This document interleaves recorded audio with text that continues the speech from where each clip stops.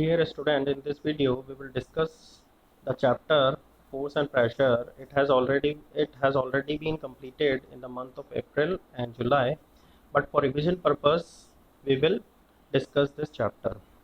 One by one we will discuss the topic. Now I will move on to the next slide and we will understand the first topic of this chapter.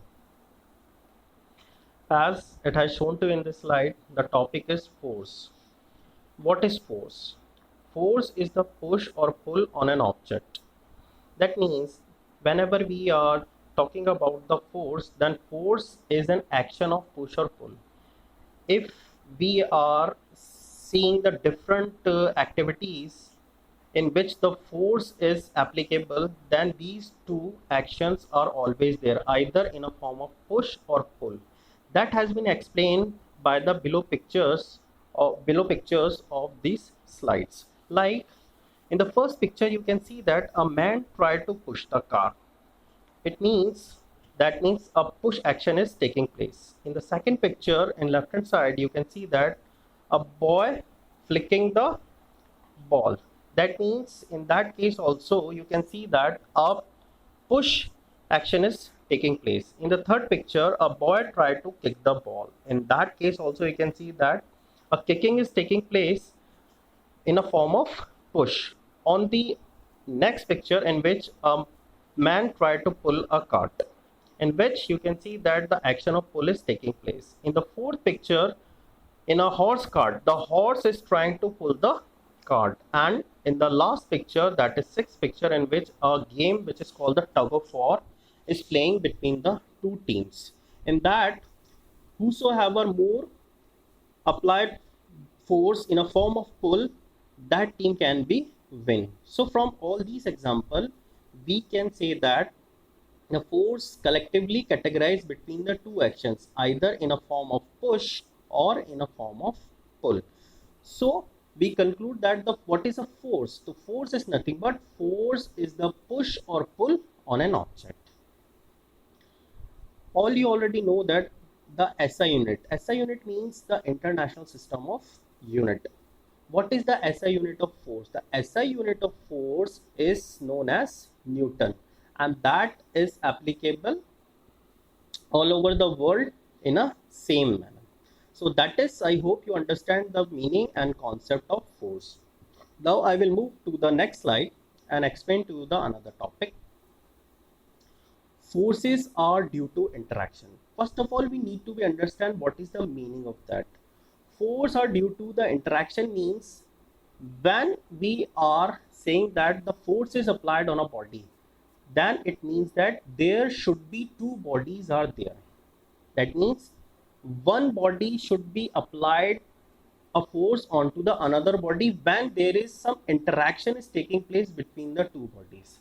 For an example, like in this slide it shows to you, a man tried to push the car.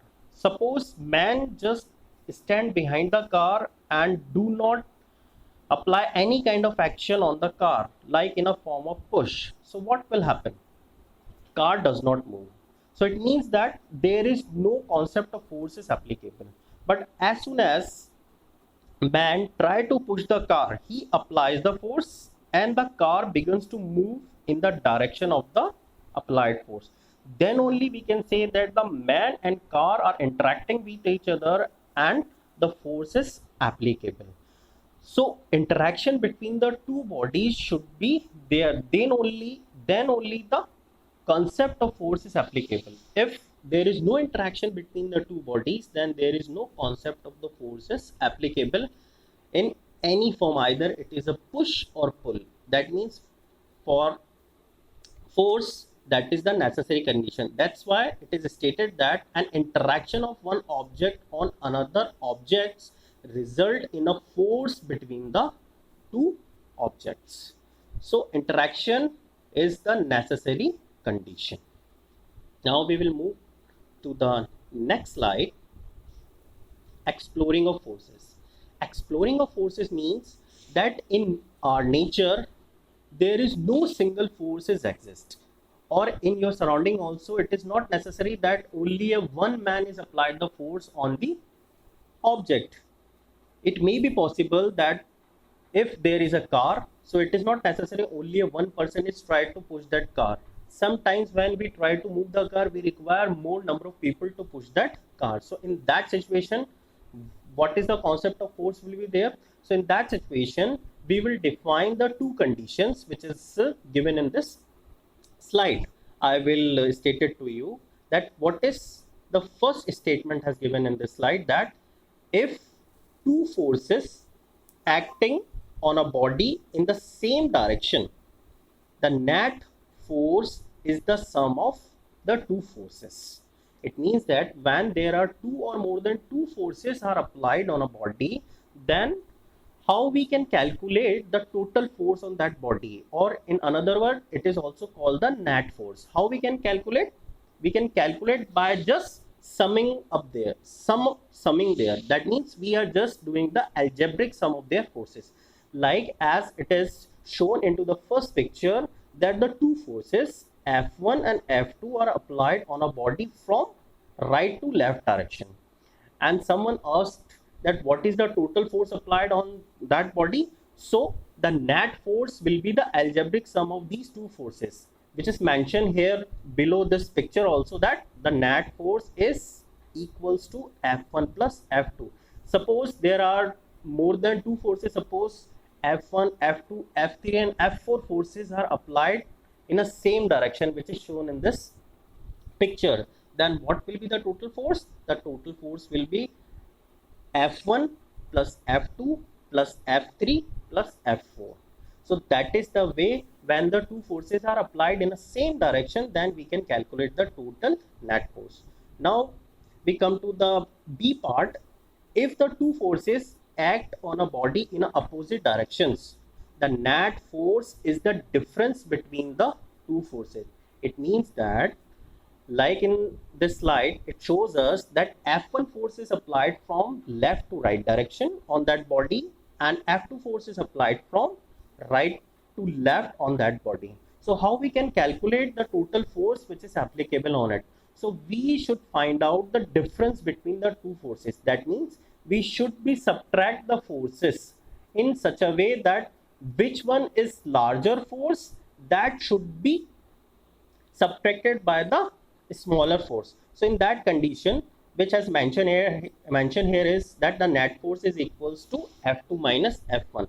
So from that condition, we conclude that the F2 force is greater than the F1 force. So that means the body will move right to left direction, not from left to right direction, because the F2 is greater force than the F1. So net force is F2 minus F1. The condition may be changed. If F1 is greater than F2, then what will be the net force? The net force, we will show this equation will be changed. We will write the net force is equals to F1 minus F2. When we say F1 minus F2, it means that F1 force is greater than the F2. The effect on the objects depend on the net force acting on it. What is the meaning of that line? That means we had to be identify which force is greater as compared to the other forces, because which one has more force, that force is only applicable on that body. So when two forces are applied in the same direction, then the total force is the sum of the forces, and when the two forces are applied in opposite direction, then the total force on applied body is the difference of the forces. If suppose the two forces are applied in opposite direction, but their values are same, then the resultant force is 0. That means the body does not move anywhere. That condition can be occur when the two equal and opposite forces are applied on a body. So in that case, the net force is 0. So I hope you understand this topic. Now I'll move to the next slide. Fourth point is effect of forces on an object. First point, force can make an object to move from rest. That means, like in a first picture has given to you, a man tried to push the car. So car in a rest position, and when we apply a force, then car is come into the movement. Second is force can stop a moving object. That can be described by the second picture in the slide, that a goalkeeper tried to stop the ball. What the goalkeeper is trying to do is, the ball is coming with a speed, and he tried to stop that ball. So we can say that the force can also start or stop the object. The third point has given to you, force can change the speed of an object if it is moving. That is explained by the third picture, that a, a man is running the bicycle, and when he tried to move that bicycle like in a right move, if it is tried to move in right direction or left direction, then there is a facility has given on the bicycle, that is called the handle. With the help of that handle, it can change its direction, as well as you can say that it can also change its speed. By applying a brake, we can decrease the speed.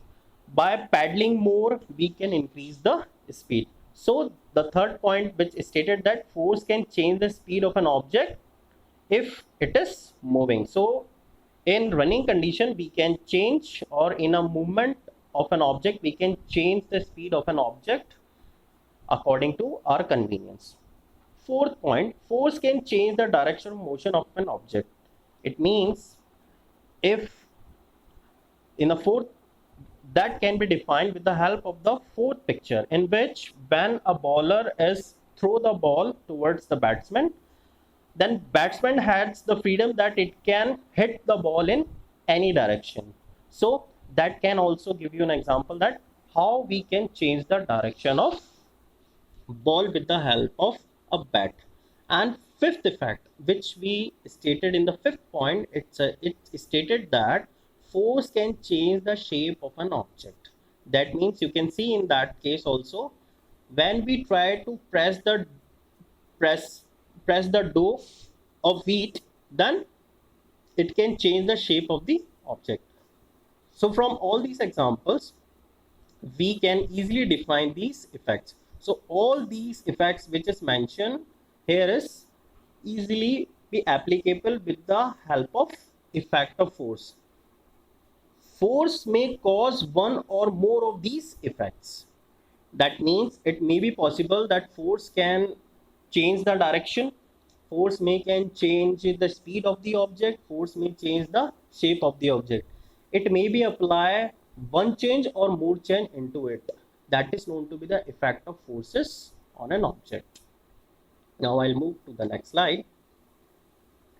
Now the topic is types of forces. In our nature, there are different variety of forces are applied on us. And according to that, first of all, we are mainly categorized into the two categories. One is called the contact force, another one is called the non-contact force. What is the contact force? Contact forces are forces exerted by one object on another when they are in contact with each other. That means they are physically in contact with each other. Then that type of forces are known to be the contact forces. What are the type of contact forces are there? Number one is called the muscular force, and second is called the force of friction. What are the non-contact forces? Non-contact forces are forces exerted by one object on another without any contact with each other. That means physically they are not in contact with each other.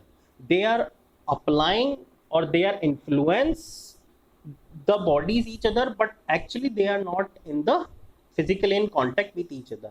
So what are the examples of these forces? Like it is mentioned, magnetic force, electrostatic force, and gravitational force. So by and large, the forces are categorized into the two categories, contact forces and non-contact forces. Further, we can subcategorize them into the muscular force and force of friction, and non-contact force into the magnetic force, electrostatic force, and gravitational force. The basic difference between the contact forces and non-contact forces are that In contact, they are actually in contact with each other, and in non-contact force they are not in contact with each other.